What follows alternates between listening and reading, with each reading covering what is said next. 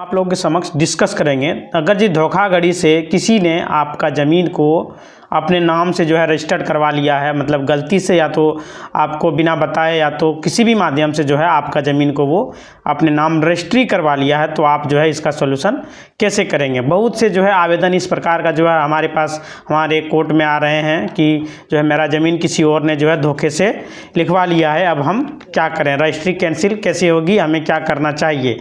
आपको मैं जो है साफ साफ बता दूं कि आप जो आवेदन लेकर जाते हैं जिला अधिकारी के पास, अंचलाधिकारी के पास, माननीय मुख्यमंत्री के पास, जो है इस आवेदन का कोई भी सॉल्यूशन नहीं है। आप अपने ज़मीन को जो है वापस कैसे पाएँ, इसका जो है सॉल्यूशन मैं लेकर आया हूँ। बने रहें इस वीडियो में और जो है कैसे रजिस्ट्री कैंसिल होगा इसके बारे में समझते हैं। रजिस्ट्री को जो है विभिन्न नामों से जाना जाता है, जैसे कि बिक्रीनामा, बेनामा, केवाला, जो है अंग्रेजी में जो है सेल डीड कहा जाता है इसे।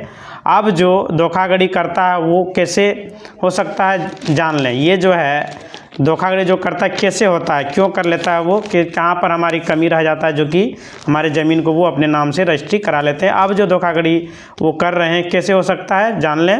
पहला ऐसा जो है रजिस्ट्री जिस पर आपका हस्ताक्षर हो या अंगूठा का निशान हो, झूठ बोलकर जो है रजिस्ट्री ऑफिस लाया जाता है कोई और दस्तावेज कराने के लिए, जैसे कि एग्रीमेंट, रेंट एग्रीमेंट, ये सब बोल कर लाया जाता है, आपसे रजिस्ट्री करा लिया जाता है ज़मीन का। मान लीजिए आपको बताया जाता है कि जो है हम एग्रीमेंट कराएंगे और रजिस्ट्री कराएंगे, जो रजिस्ट्री नहीं कराएंगे आप सिर्फ यहाँ पर साइन कर दीजिए। आप तो बहुत सारे किसान लोग क्या होता है कि पढ़े लिखे नहीं रहते, जहाँ बोलते हैं वहाँ अंगूठा लगा देते हैं और क्या करते हैं वो रजिस्ट्री करा लेते हैं ओरिजिनल में।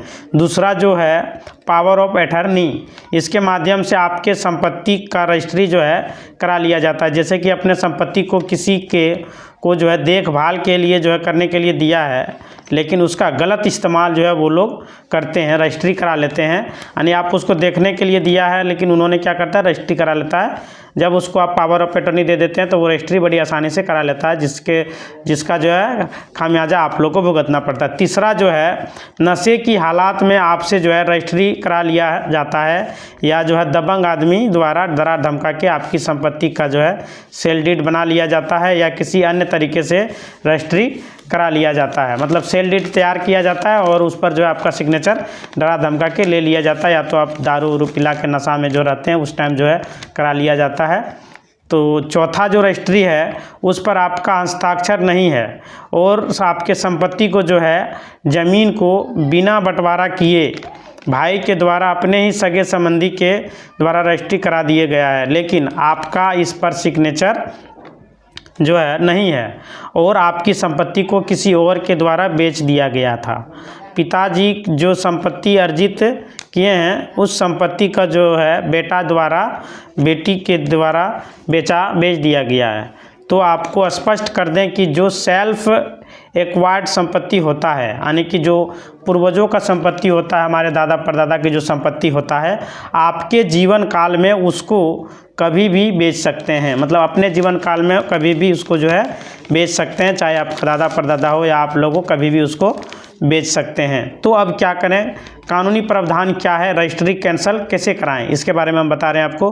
कानूनी प्रावधान में पहला है लॉ ऑफ लिमिटेशन एक्ट 1963, यानी कि 1963 परिसीमन अधिनियम 1963 में जो आर्टिकल 59 है, कहता है कि कोई भी डॉक्यूमेंट अगर एक्सक्यूट हो गया है, निष्पादित हो गया है, तो 3 साल के अंदर आपको रद्द कराना होगा। मान लीजिए आपका जो रजिस्ट्री करवा लिया है तो आप जो है 3 साल के अंदर उसे कैंसिल करा सकते हैं। अगर यदि वो 3 साल से अधिक समय हो गया है तो आपको बहुत ही कानूनी हथकंडा अपनाना पड़ेगा, उसको केस करना पड़ेगा, हो सकता है बाद में आपको ना मिले।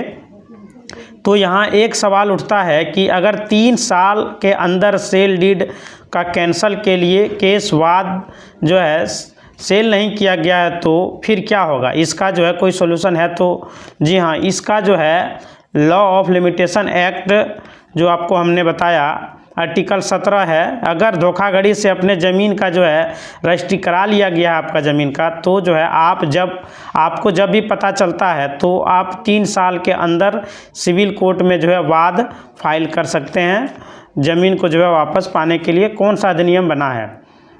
ज़मीन वापस पाने के लिए कौन सा अधिनियम बना है, तो इसके लिए जो एक्ट बना है वह है स्पेसिफिक रिलीफ एक्ट 1963। यहाँ जो दो कंडीशन है जिसमें हमने बताया कि एक जिस पर आपका सिग्नेचर है और जिस पर साइन नहीं है फिर भी आपका जो है प्रॉपर्टी बेच दी गई है, यानी कि इसमें दो कंडीशन है जिसमें जो कि एक में जो है आपका सिग्नेचर है और एक में जो है आपका सिग्नेचर नहीं है फिर भी आपका प्रॉपर्टी बेच दिया गया है।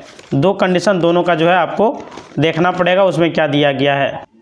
ऐसा संपत्ति जिस पर आपका सिग्नेचर है उस पर जो है चर्चा करते हैं, तो द स्पेसिफिक रिलीफ एक्ट 1963 के सेक्शन 31 में जो है तहत आप कैंसल ऑफ सेल डीड का जो है सूट फाइल करेंगे सिविल कोर्ट में, यानी कि टाइटल सूट एक केस जो होता है उसको आप सिविल कोर्ट में फाइल करेंगे।